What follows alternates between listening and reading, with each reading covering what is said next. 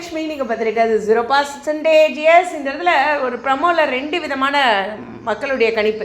ஒன்று, சரவணன் வந்து நான் வேண்டாம் அப்படின்னு தங்கமயில மூவ் பண்ணும்போது, தங்கமயில எனக்கும் அவர் வேண்டாம் அப்படிங்கும்போது சரவணன் ஒரு அதிர்ச்சி அடைகிறார். என்னடா இவர் நம்மளை வேண்டான்னு சொல்லிட்டா அப்படின்ட்டு. எப்பவுமே ஆண்களுக்கு வந்து பெண்கள் இது மாதிரி ஒரு முடிவு எடுக்கும்போது அவளுக்கு லிமிட் அவ்வளோதானே அப்படிங்கிற மாதிரி இருக்கும்.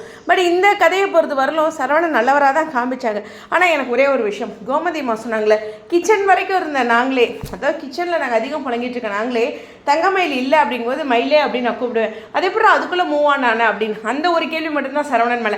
மற்றபடி மயில் மேலே அவருக்கு கோபம் நியாயமானது. ஆனால் அதுக்குள்ளே எப்படி சடனாக மூவ் ஆன் ஆகி அடுத்த ஒரு குழந்தை, அது மட்டும் இல்லை அவருக்கு அப்பாங்கிற அந்த ஃபீலே இல்லை அப்படிங்கிறது, அதனுடைய ஃபீல் வந்து ரொம்ப குறைவாக காமிச்சிருப்பாங்க அப்படிங்கிறது என்னுடைய மிகப்பெரிய விஷயம். பெண்களை ஆண்களை பொறுத்தவரையிலும் சில அப்படின்னு மென்ஷன் பண்ணிக்கிறேன். பட் இருந்தாலும் ஒரு பெண் வந்து அந்த குழந்தைங்களுக்காக தன் வாழ்க்கையவே விட்டு கொடுத்துட்டு என்னவா இருந்தாலும் அப்படியே அந்த குழந்தைய வச்சுட்டே போவாங்க.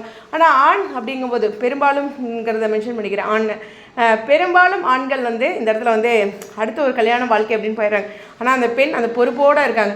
அப்போ அந்த பையனோ குழந்தையோ இருக்கும் இல்லையா, அந்த அம்மா மேலே இருக்க அந்த பாசம் இருக்கும் இல்லையா, அது வந்து அவ்வளோதாங்க. அதை விட பெரிய கிஃப்டே இல்லை. அந்த மாதிரி ரியல் லைஃப் நிறைய பார்த்துருக்கோம்.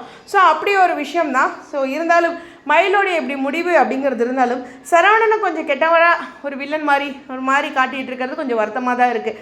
அவர் எடுத்த முடிவு அப்படிங்கிறது மயில் மேலே இருந்த கோபம் அன்றைக்கான எபிசோட்ஸ்லாம் பார்த்தவங்க தான் நம்ம. ஆனால் இன்றைக்கி தங்கமயில் சரினும் சரவணன் தவறணும் பெரும்பான்மையான கமெண்ட் செக்ஷனை பார்க்கும்படி இருந்தாலும் சரவணன் செஞ்ச ஒரே ஒரு தப்பு, அதுக்குள்ளே சீக்கிரம் மூவ் ஆன் ஆனதும் அந்த அப்பா பாசம் இல்லாத போனதுன்ட்டு. ஸோ அந்த ஒரு விஷயம் இங்கே கவனிக்கக்கூடிய ஒரு விஷயம்தான்.